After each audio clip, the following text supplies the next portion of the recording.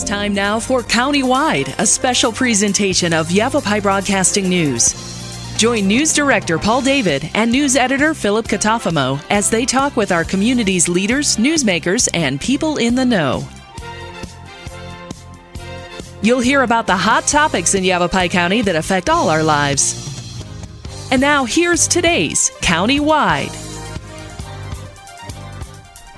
Welcome to Countywide. I'm Paul David. As always, it is great to have you in studio today. Our guest today was supposed to be here very early this year, but COVID-19 put a kibosh on that. But you are here today. Ken Zoll, Director of the Verde Valley Archaeology Center. Welcome to studio. Thank you. Glad to be here, finally.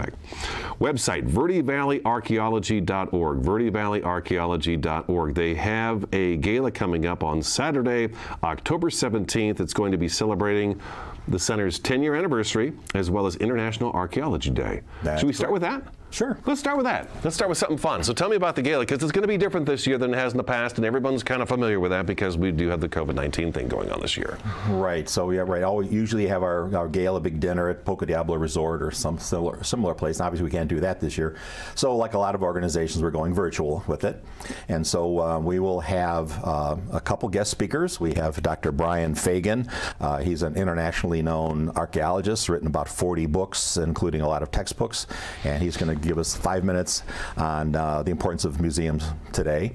We'll have Dr. Bostwick, who studied the Paul Dyke collection, the cliff dwelling, and we just published the book just a couple of weeks ago, 750 pages of high detail on that particular finding. We'll have other Native Americans giving some talks. The Director of the National Park Service is going to talk. We're going to highlight archaeological sites. We're going to go through Forest Service sites and National Park Service sites. We'll do a real quick virtual tour of our building. We'll show what the future building will look like. We have a couple entertainers that will be performing 3 to 5 minute little music videos of Native American flute music, and we have one that was filmed at the Grand Canyon. So there'll be a variety of things. And of course, we have our silent auction. We have about 75 items on there. We're trying to support also Native Americans, but with the Hopi Reservation, the Zuni reservations closed, the tourists that usually supply the money for these artists, they're not there. And so they're struggling really, really bad. So we've been working with artists from those tribes, and we're going to highlight their items in our silent auction to try to help them with a little bit of funding there. And we have a raffle. And what's somewhat unique is that since we usually have a meal, a dinner, and obviously we're not going to do that, and we're not selling tickets to be able to come there, we're having a non-banquet ticket. And so for $75, if you want to buy a ticket, we will give you the menu and the recipes of what we would have served at the place. We actually have a chef, a trained chef from, was trained, she's got a master's in anthropology, and she's a trained chef at NAU. And so she's prepared a menu of an appetizer, entree, dessert. And for the first 30 people who buy these non-banquet tickets, we'll actually send them all the ingredients in advance. So if they want to cook these up and eat them while we're having our virtual gala, they can join us with that. So something a little different.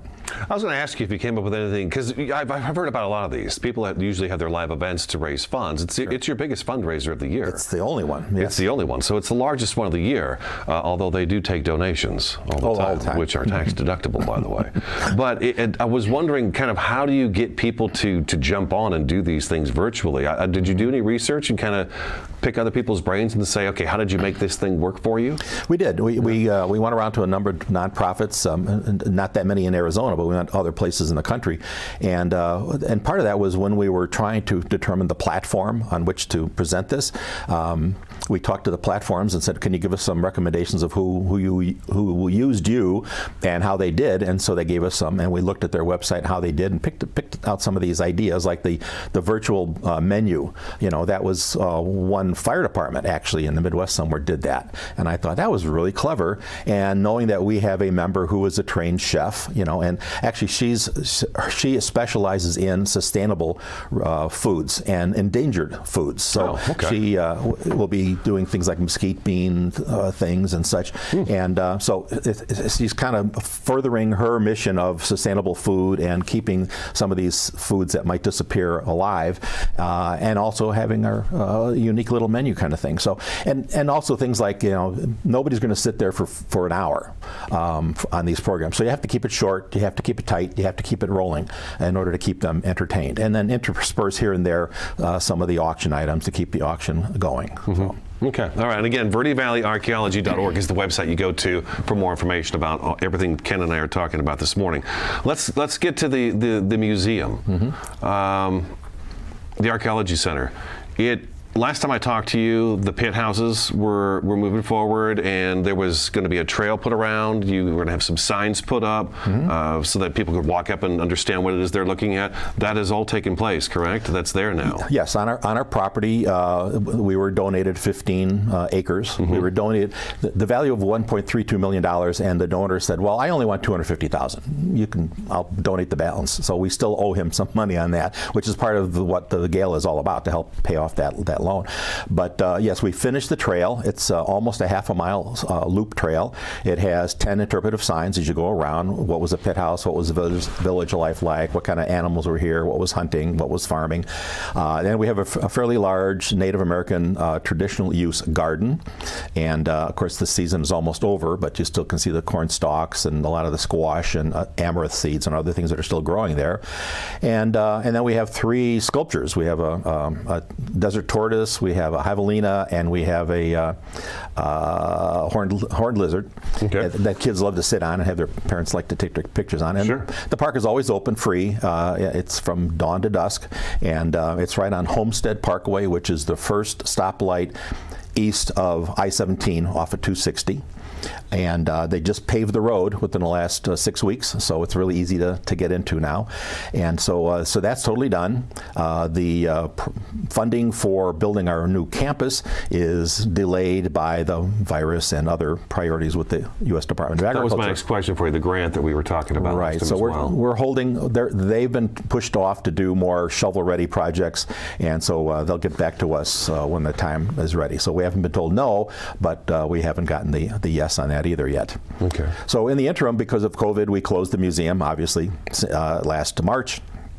And we just reopened it September 1st. And in that process of reopening, we've been following all of the safeguards by the American Museum Association, the Central Arizona Museum Association, and others as to how to open safely. So we basically are doing timed entries. You have to have a ticket to get in, and we do 3 self-tours a day, 10 o'clock, noon, and 2 o'clock. So you buy your ticket. It's only 1 family group per group. We don't intermingle people with each of the tours. It's about a 2-hour self-guided tours? It's about an hour and a half to get through it. All right, I don't mean to cut you off, but I was curious. Yeah, you got a 2 hours part. Okay. Right. Well, the 2-hour spread is so that they'll do the tour for an hour and a half, and then that gives us about a half hour to clean up and follow the previous group and wipe down whatever they touched and do things like that. Makes sense. Yeah. So we got it scheduled like that, and so that started. It's working out pretty well so far. We prefer people to get their tickets online. It makes it a lot simpler. That way you don't show up and find out, gee whiz, all the tours are sold already today.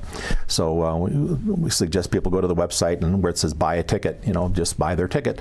It's only $5 if you're 18 to 64. It's free for anybody under 18, free for anybody over 64, free for veterans, first responders, Native Americans, and members, obviously. So we're not making a lot of money on this, but it's helping a little bit to cover some of the costs for the cleaning and other things that we're doing. Sure, added costs, definitely. Okay, let's take our first break. Verde Valley Archaeology Center Director Ken Zoll in studio today. That website is VerdeValleyArchaeology.org. Their gala is coming up on Saturday, October 17th. Stick around, countywide, back in just a couple minutes.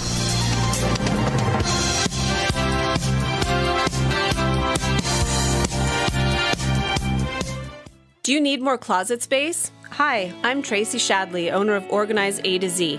We provide professional custom design solutions to keep you and your space organized, which helps reduce your stress, increase your productivity, and allows you to take control of your belongings.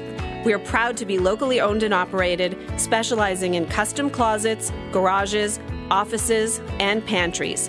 Call me today for your free consultation. Organize your space, organize your life.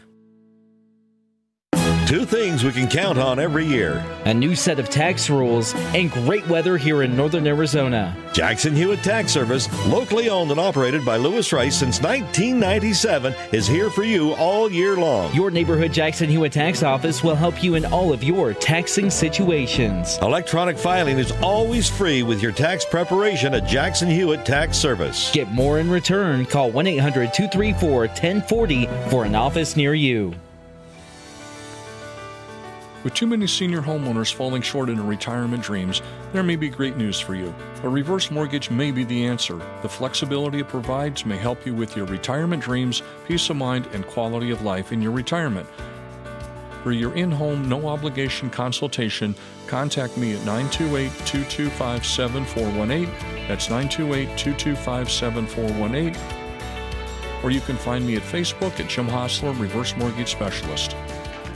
Hi, this is Lori and Melissa from Sedona Zoll Spaces. We are the premier source for all your interior design, decorating, and staging needs. Every day people ask, why didn't I call you sooner? Let us use our passion, creativity, and experience to make your life easier. Don't make costly mistakes. Call us and we will help save you time and money. We offer full-service interior design, custom furnishings, complete home staging, turnkey vacation home packages. Sedona Zoll Spaces, creating extraordinary spaces that delight your soul.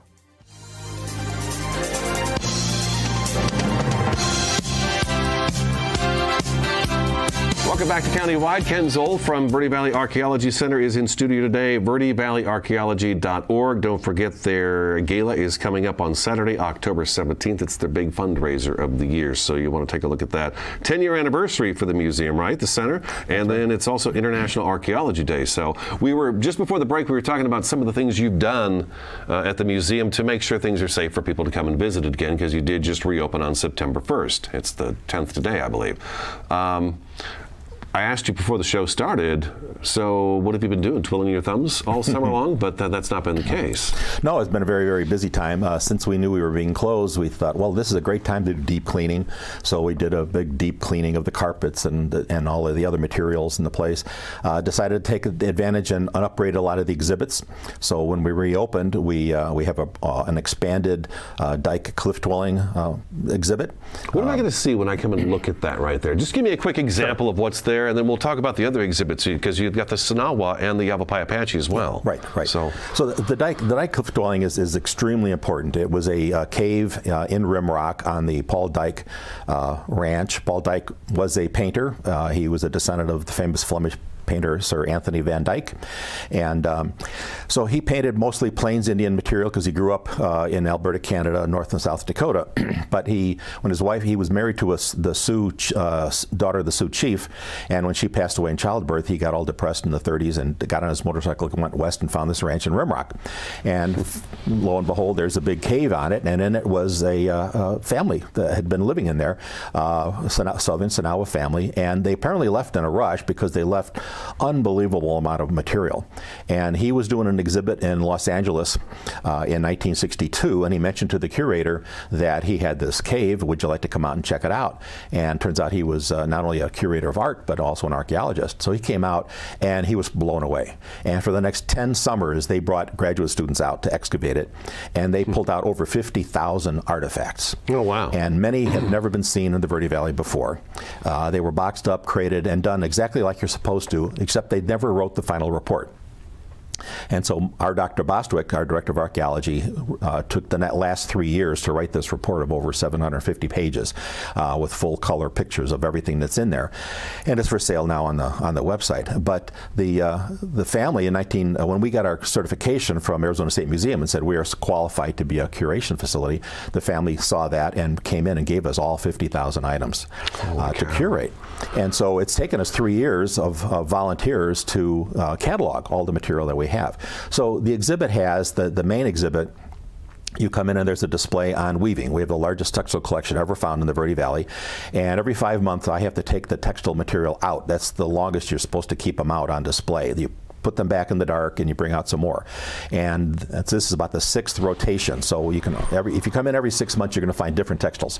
And one of the more unique ones this time is a part of a legging that's made out of human hair. It's woven with human hair. Oh my gosh! And that's extraordinarily rare. The last iteration of samples we had actually had a piece of cloth of bison hair. How old is this?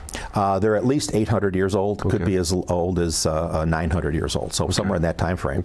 So we have a textile display. We get progressive weaving clubs to come in and textile clubs to come in and look at this stuff all the time. How'd they do that? Yeah, exactly. Right, they'll come in with magnifying glasses and everything, and they'll be like little kids, looking at this stuff uptight. Sure. I don't even know how to do this. Look at this, what they did.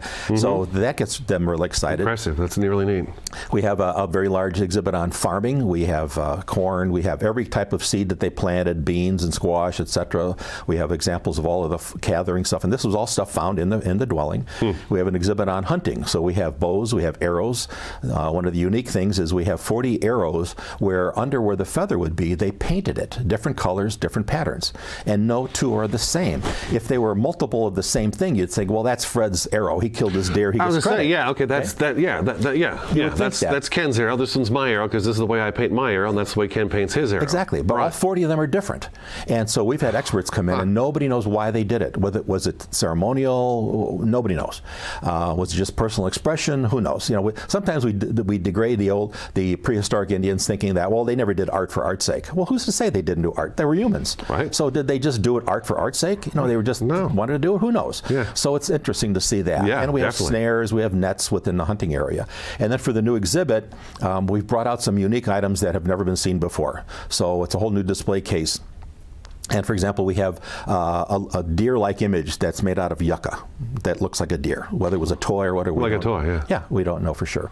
We have a ball that looks about the size of a small baseball, but we don't know what's inside yet. We haven't taken it apart, but it's got cloth over it and then threading around it to hold it together, and you swear it's a soccer ball, a miniature soccer ball. It's all these pentagons. We're probably going to do that.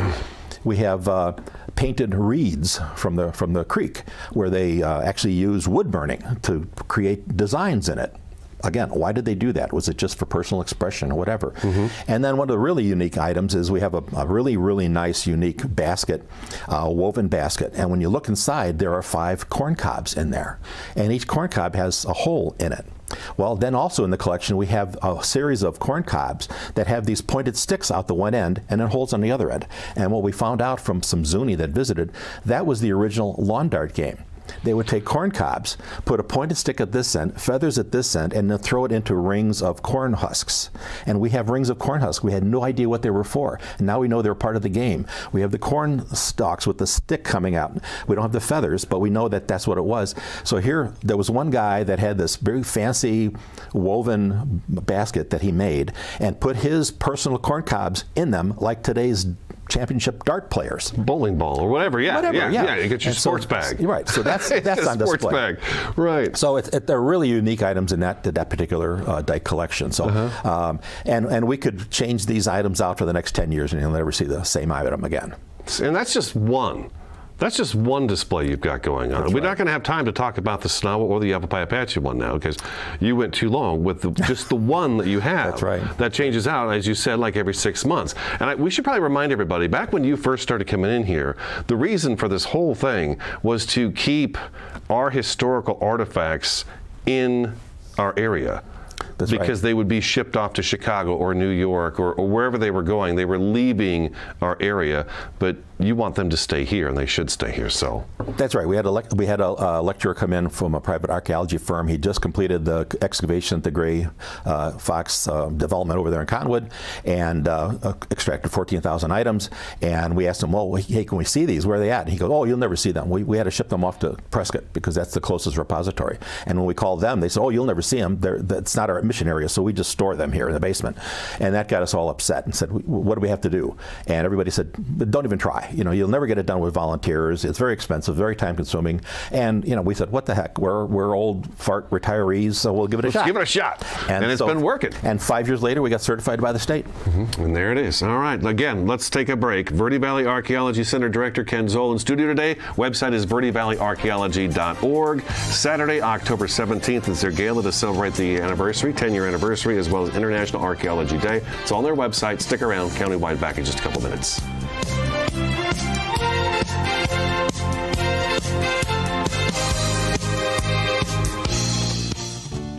From inspiration to installation.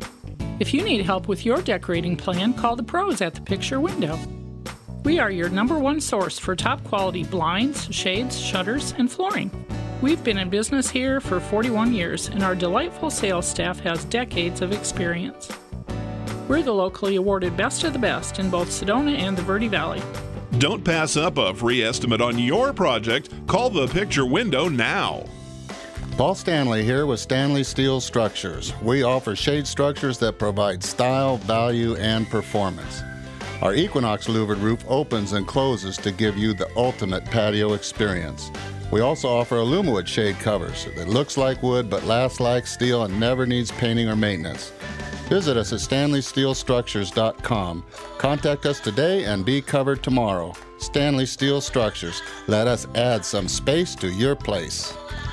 The EPA says C&B Construction ranks in the top 1% nationally. C&B Construction invites you to see what energy efficiency and indoor air quality can be. We have won another Department of Energy Innovation Award, and C&B Construction is the only contractor in the country to win 6 consecutive EPA Indoor Air Plus awards. Experience our zero-energy, move-in ready homes at Crossroads at Mingus. C&B Construction, locally respected, nationally recognized. Find out more at candbhomes.com. This is Bruce Morrow, Transportation Manager for Cottonwood Area Transit. Remember, we cover the entire Verde Valley and Sedona. Cottonwood Area Transit has you covered wherever you want to ride in the Verde Valley, all day, every day. Take Cottonwood Area Transit through Clarkdale, Verde Village, and from 26 locations in Cottonwood. With Verde Links, it's a quick and easy trip to Sedona every day. Don't forget our connectors to Camp Verde. Visit cottonwoodaz.gov for Cottonwood Area Transit and take a seat. Let's go ride.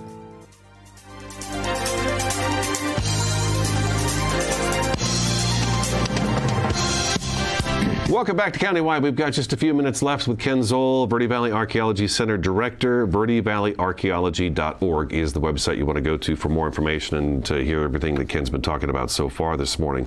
You've got an event coming up to try to help out some of the musicians locally that are having, of course, a difficult time during COVID-19 because there's no live entertainment going on right now. Right. My other hat is president of the Philip England Center for the Performing Arts Foundation in conjunction with the Camp Verde School System. And so we had to cut down our live concerts as of last February.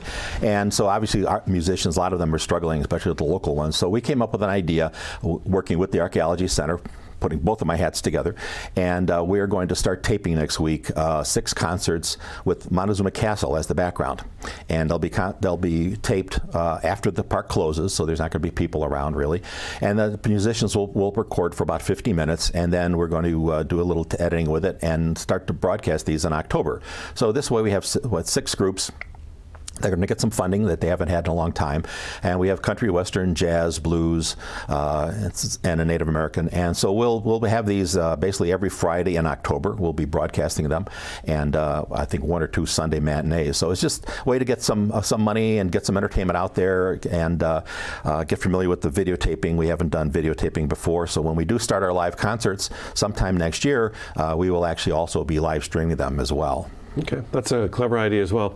And then we were talking about donations. Now there's financial donations, but if I'm at home and I know I've got something that's archaeological and should be coming to you, right, is there a way I can donate that? And what's the best way to do that? Certainly, and we've heard these tales of some of the ranchers have had stuff from their families and pre-families, collecting, and handed down from generation to generation. They're sitting in the garage or in the basement or whatever, and sometimes they're a little leery whether or not, gee whiz, did they take them off the Forest Service legally or not legally? And we have agreements with the Park Service, Forest Service. They just want items preserved, and so if someone has has material like that, they can bring them to the center Tuesday through Saturday. That we would prefer you call first, since we have everything kind of restricted right now. Sure. Call and make an appointment to come in and bring the material in, and we can look at it. And if we know exactly where they came from, we'll accept it. You know, and we don't have to know like to the square footage, but say, well, this is Verde Valley, or this was on my ranch, or this is nearby. We know it's from the area here. We need to know the provenience to accept some of the things.